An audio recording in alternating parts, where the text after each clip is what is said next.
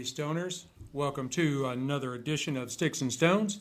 I am your host, Brent Elrod, coming to you from the damp confines on the patio here at the No Shoes Bar and Grill, deep in the heart of the Republic of Texas.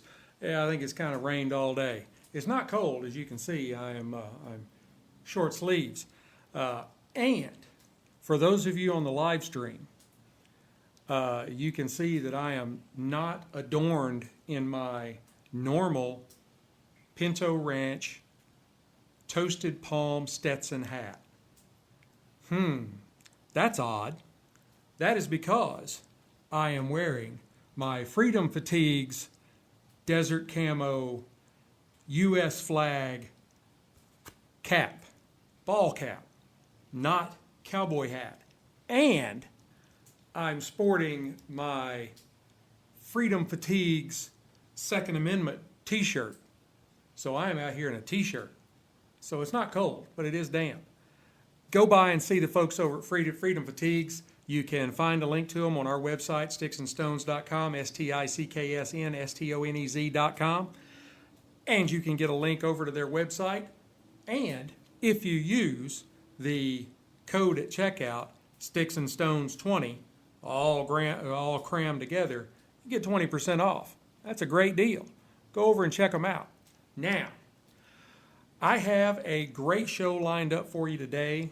I am pairing a Romeo y Julieta 1875 Nicaraguan with Wolcott Bottled-in-Bond Bourbon. I think it's going to be a great matchup. So right after this, we are going to pop the cork, cut the stick, and get to toasting. Now, Romeo y Julieta 1875 Nicaraguan is a Nicaraguan Puro. It is a filler, binder, and wrapper, all from Nicaragua. It is actually rolled at the Plasencia Cigar Factory in Nicaragua. And I love Plasencia cigars. They are some of the most well-built, tastiest cigars on the market. They don't have a lot of different lines, not like a Rocky Patel or something like that, where they have this wide selection of different blends. They kind of stick to their core. Man, they sure do it really well. Now, this particular stick, there it is for those of you on the live stream. And if you are now listening to this in audio only, you're missing out on the live streams. Unfortunately, I am not very good at giving a lot of notice that I'm going to be on the live stream. But hey, you gotta stay up with me. I move fast. So anyway, this is a beautiful stick. It's kind of it's a light caramel color. It does have a slight oil sheen to it. It's got really tight seams, minimal veining, and overall it is just very, very well constructed. I mean, what you would expect from a Romeo or a Plasencia, since it's basically both at the same time. So, on the nose, I get cedar and kind of a bread dough, or maybe even like fresh baked bread. A little bit of cocoa, and a hint of coffee beans. So let's go ahead and give this stick a cut and test out the cold draw. I am using my Cassetti multi-cutter, and I'll tell you what, I'm going to do something different, okay? I mean, this is just kind of all different today anyway. So I am going to use the guillotine part of the Cassetti cutter. That's something that I don't do a lot of guillotine cuts. I'm always afraid I'm going to cut off too much. But we're going to go ahead and give it a try here. Okay, that's not too bad. Not too bad. May have even went a little bit too far the other way. I'm not really sure, but we're just gonna roll with it. It's got a really, really easy draw to it.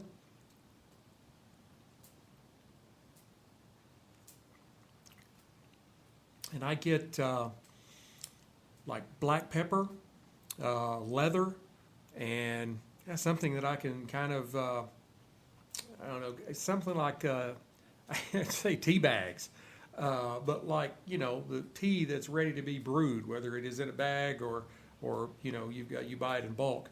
Still, it's that's that smell that the tea leaves have after they do whatever they do to it, dry it or whatever. But that kind of aroma.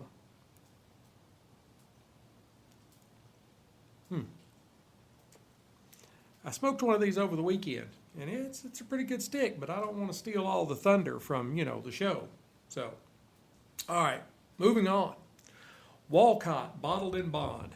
For those of you on the live stream, there it is. It is distilled and aged by the Clear Spring Distilling Company in Bardstown, Kentucky. DSP KY12. I guess that's like having a social security number of 5.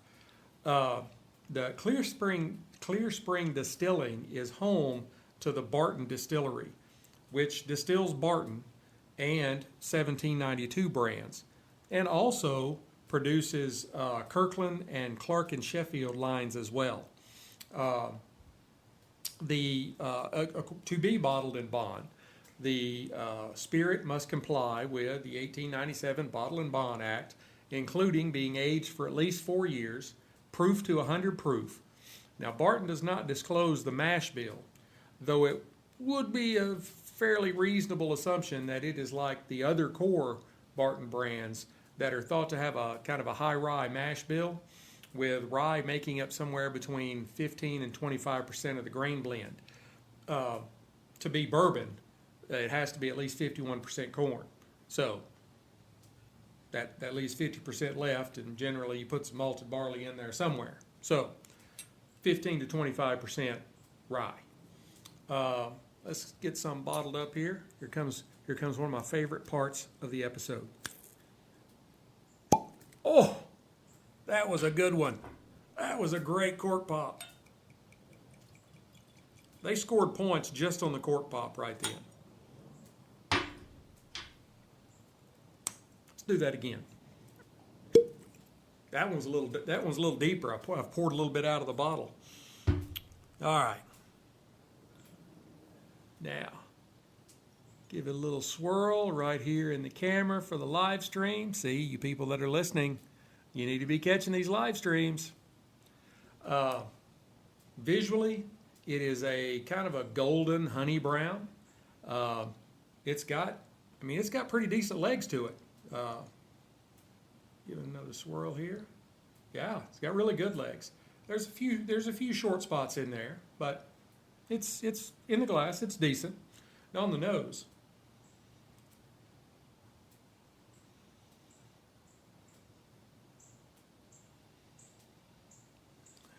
It's got a really nice, subtle, aromatic sense to it. It's not overpowering. And I pick up notes of caramel and peanuts, and maybe a little bit of, kind of like a muddled mint, like you're going to make a mojito or something like that. You muddle the mint up. Now, on the palate.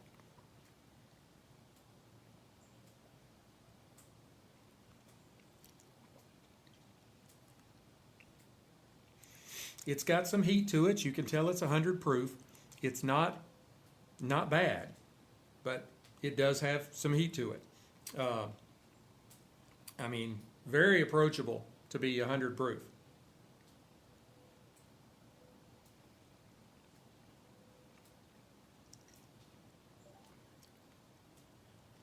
I do get quite a bit of spice, which is indicative of a higher rye count.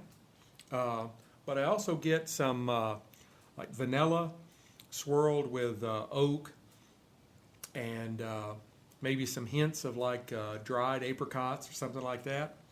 The finish is kind of a medium length.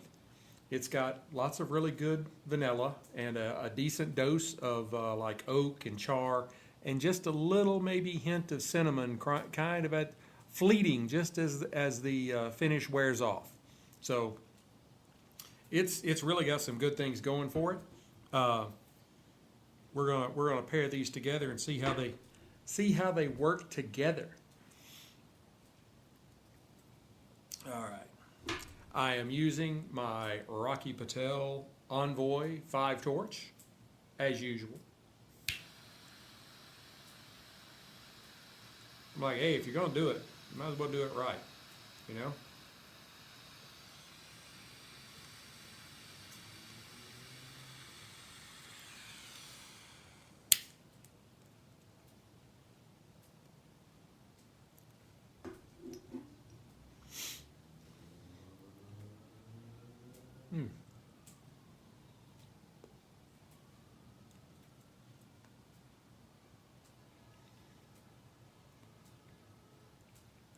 Good volume of smoke coming off the stick. I'm picking up a little tartness, kind of a lemony tartness, kind of on the finish of the draw.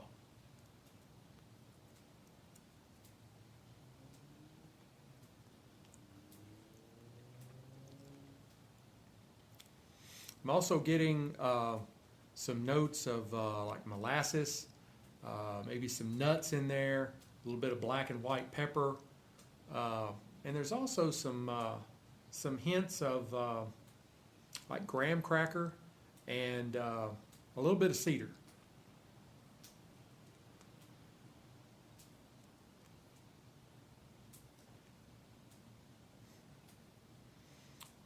Starting off, it's got a pretty decent burn line. Looks like I did okay lighting it. That's usually the first thing I need to check, make sure I lit it okay. But yeah, it's a good stick. Let's try them together now.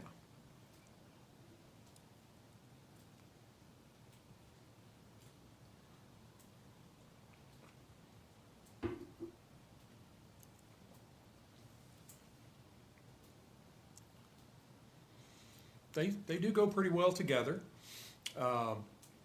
The Wolcott is bringing in the vanilla and the oak. It's kind of marrying up with the molasses and the graham crackers. I think it's going to be a pretty good pairing. We're going to see how it goes.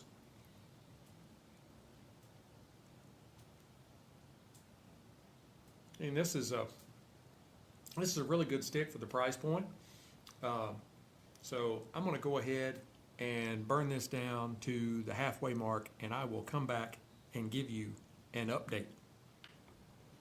Hey, Stoners, I am back. Here at the half, the stick has kind of transitioned a little, and it's kind of offered up some milk chocolate and some like baking spice notes and a little bit of like sweet cedar. It's still blending very well with the kind of subtle palate notes on the Wolcott. This is a pretty decent pairing. I think they're going pretty well together. It's my first time trying the Wolcott, and it's okay. We'll see. We'll see. I'll just leave it right there.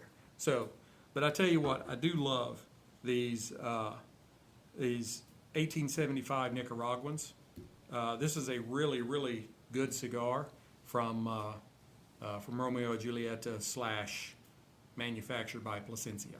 So I'm going to go ahead and burn this down to the band, and I will come back and give you my final thoughts. Hey, Stoners, I am back. Not much change in the stick through the last half with the milk chocolate and some baking spices, a little cedar dominating. The Wolcott, it did its job. It's supported pretty much all the way through. I would give the stick, I'd give it an 85 matchsticks out of 100. It's a good cigar and a good price with excellent construction.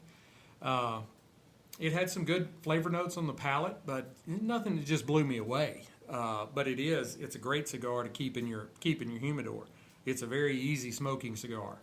So, hop out on the back porch after you get home from work, have a smoke. It's a good 55, 60-minute cigar. This is, I don't know if I mentioned this or not, this is a Toro. It's their Toro for this particular purposes is a 6 by 50 on the ring gauge. So it's a little closer in representation of a Churchill, which I've never smoked a Churchill. I'm like, once you get over about 6.5 inches, that's too much for me. Even though it is 48 on the ring gauge. But anyway, like I said, really good cigar. I'd give it about an 85 matchsticks. The Wolcott, I'd give the Wolcott an 80. It had some really good notes in the profile, but they were really subtle. Hang on, let me try another little. I got a little bit that left in the bottom of the glass.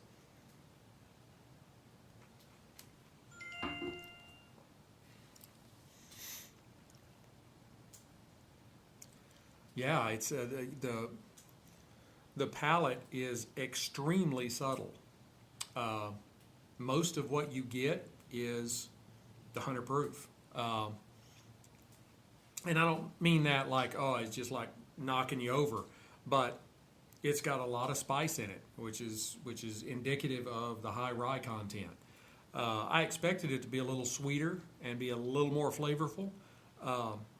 So I was a little bit disappointed from that end. But hey, I always tell people, these are my personal opinions, what I take out of trying these. You may try it and think it's wonderful. I tried it and I think it's good, you know. And I'll definitely drink it again. I rarely ever turn away whiskey. I've only poured out one bottle, and this is not near like that. I mean, this is a decent bourbon. I just was expecting a lot more flavor in the profile. So I hope you have enjoyed this episode as much as I've enjoyed bringing it to you. This has really been fun. Let me know your thoughts. Leave me some comments. I love seeing comments from you. Don't forget to hit like, subscribe, share the snot out of it. Share it everywhere you can, because I'm growing and I want to keep growing.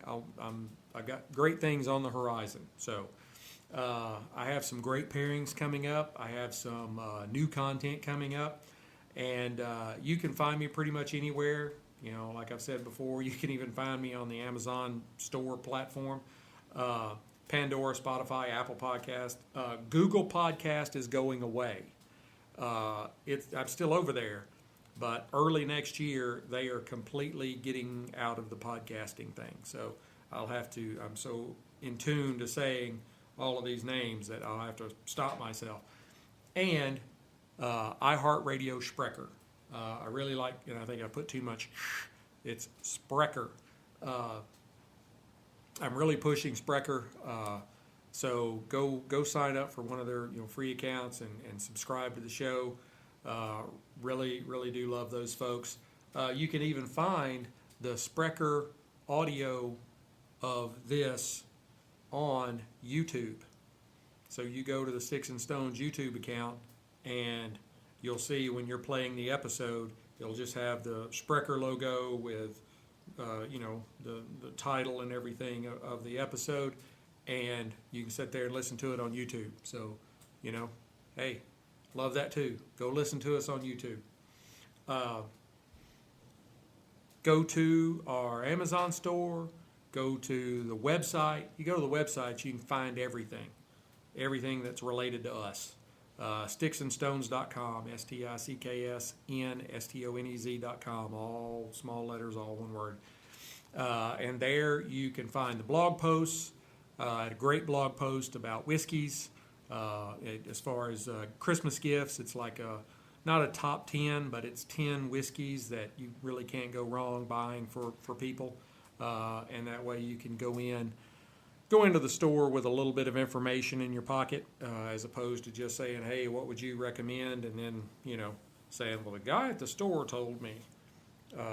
All of these are all of those 10 are whiskeys I have reviewed on this show. So you can go and it's got my palate notes, aromas, all that kind of stuff, a little bit about the, everything, just like I had done the review. I put all of it in one blog post. So you can go read it. You can even print it off, take it with you to the liquor store. So our affiliate partners, go see our affiliate partners. You can find all of them on the webpage. We Fanatics, Carhartt, Cigars International, Total Wine, Freedom Fatigues, Caliber Coffee. Caliber Coffee is great. If you have not tried it, go to the website, click on the icon for Caliber Coffee, and go order some coffee from those folks. It is wonderful. Guy used to own a coffee house, so I kind of know coffee too. And you all are getting brand new information at 21 minutes into the show. I hope you all stuck around. We have inked a deal to do affiliate marketing for Keeper's Heart American Irish Whiskey. There is nothing like it on the market. It is American whiskey made the Irish way. So you're getting kind of the flavor profiles of Irish, but you're also getting American in there too. I've got some samples coming, so I'm going to do some reviews for them. And I am very excited about this because I just stumbled up on it, and I was like, I have never heard of anything like this. And they were like this because nobody's doing it like this. So, Keeper's Heart, definitely need to watch for when I review that, and I'm going to start pushing them, and so I will have more details later. Until we get to spend more time together, which I thoroughly enjoy, keep your sticks dry, your stones cold, and have a great day. I was born in a flood, made a mess in the mud, nothing left.